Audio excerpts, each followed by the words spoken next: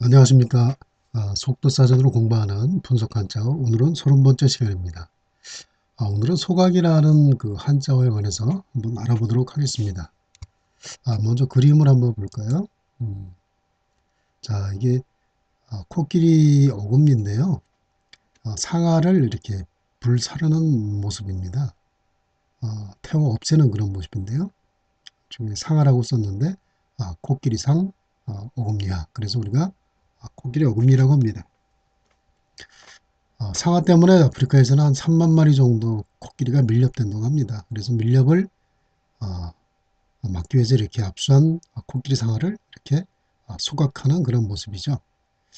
자, 이렇게 한자어는 우리가 이렇게 한자를 표기해서 공부를 해야 되는데요. 우리가 현재는 이렇게 한글로 한자의 발음만을 이렇게 표기해서 공부하고 있습니다. 근데 사실 이렇게 한글만 가지고 공부하는 것은 우리가 마치 수박을 사서 껍질만 먹고 속을 버리는 거하고 똑같은 그러한 모습입니다. 자, 왜냐하면은 이렇게 소각을 이렇게 분해해서 우리가 그 뜻을 알아봐야 사실은 여기서는 발음의 정보, 시옷과 오가 결합해서 소가 됐구나. 그 외에는 우리가 알아낼 수 있는 정보가 전혀 없죠. 그래서 우리가 각각의 뜻을 가지고 있는 한자를 이렇게 분석했을 때만 비로소 사실은 한자어의 뜻을 정확히 우리가 알 수가 있는 것이죠. 그리고 우리가 이렇게 공부한다면 별도로 한자 공부를 할 필요가 없습니다. 우리가 쓰는 모든 말이 다 거의 다 한자이기 때문에 그렇죠. 이처럼 나누고 쪼개이지만 수박 맛을 볼 수 있는 것처럼 한자도 마찬가지입니다. 단 우리가 껍질을 공부하는 것이 아니라 속, 한자로 표기된 한자어를 우리가 공부를 해야 그 속맛을 알 수가 있는 것이죠. 자, 그러면 이게 구체적으로 어떤 뜻을 가지고 있는지 알아야 또 한자가 의미가 있겠죠. 불사를 쏘, 물리칠까 이런 뜻을 가지고 있습니다. 물리친다 이런 것은 뭐 이렇게 버리다, 없애버리다 뭐 그런 뜻이겠죠. 자, 그렇다면 어떻습니까? 불에 태워서 없애버리다. 이것을 바로 우리가 소각이라고 합니다. 간단하죠? 그렇다면은 이 소자라는 것이 어떻게 불사르다 그런 뜻을 가지고 있는지 한번 살펴보겠습니다. 한자 하나하나의 글자도 단 하나의 한자로 구성된 것이 있지만 이렇게 두 개 이상의 한자로 구성된 게 많습니다. 그게 회의문자, 형성문자 이렇게 볼 수가 있는데요. 자, 이것도 이렇게 나누어 볼 수가 있겠죠. 그럼 어떻습니까? 많이 본 글자죠. 불화자죠. 불화자.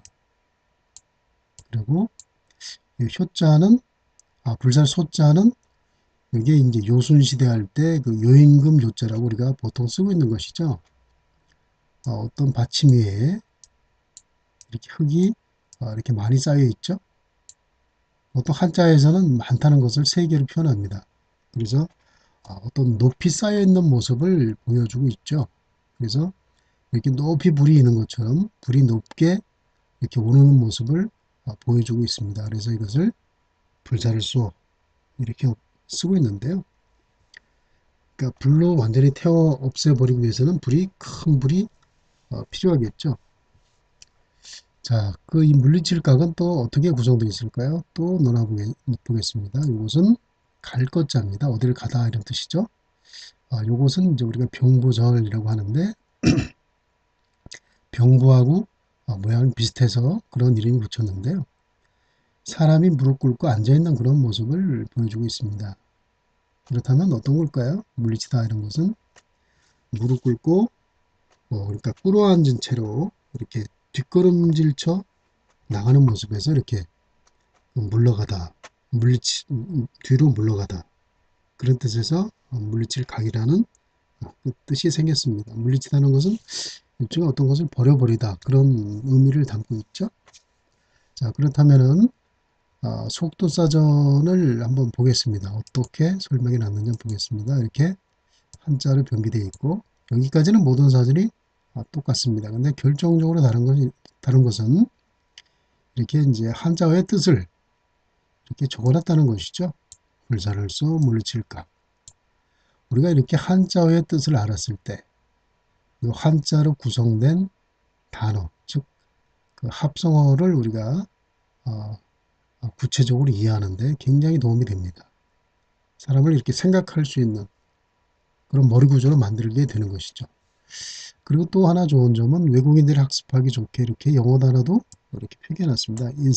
인시너레이트 이래가지고 어, 소각하다 이런 뜻인데요. 여기 또 불살라 태워버림 이렇게 해놓고 불사르다 불사를 쏘 태워서 버리다 태워버림 물칠각 이렇게 어, 설명해 놓고 있죠. 쓰레기를 소각하다 이런 문장에 이제 소각이라는 단어가 있는데요. 이렇게 보면 어차피 이제 어휘학습은 혼자서 하는 것이기 때문에 이렇게 사전이 꼭 필요한데요. 이렇게 한자어가 대부분을 차지하는 우리나라에서는 이 사전 활용이 굉장히 필요하다고 볼 수 있습니다. 특히 이렇게 한자어의 뜻을 이렇게 병기한 사전이 많이 도움이 되겠죠. 자, 그렇다면은 불사를 쏘 물리칠각과 또 연관된 속각과 연관된 그런 단어를 또 한 번 더 알아보겠습니다. 자, 이거는 무슨 뜻일까요? 버릴기 물리칠각 이렇게 되어 있네요. 버리고 물리쳐버리다. 우리가 이제 법률 용어로 많이 쓰는 건데요. 법원에서 이제 기각한다 이런 얘기를 많이 쓰는데 어떤 소장이 접수됐을 때 뭐 이유가 없거나 뭐 적법하지 않은 그런 절차를 밟았을 때 그때 우리가 이유 없다 이렇게 이제 무효를 선언하는 것이 바로 기각이라고 합니다.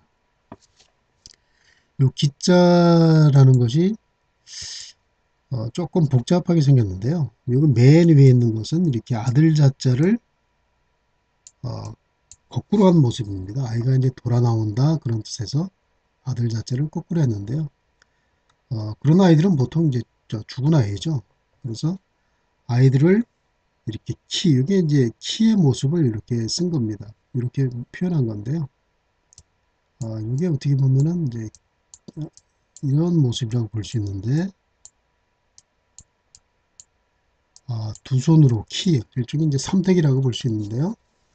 키에 담아서, 이렇게 죽은 아이를 버리는 모습에서 우리가 버리다 이런 뜻으로 사용하고 있습니다. 그래서, 기각하면은 갖다 버리는 것이죠.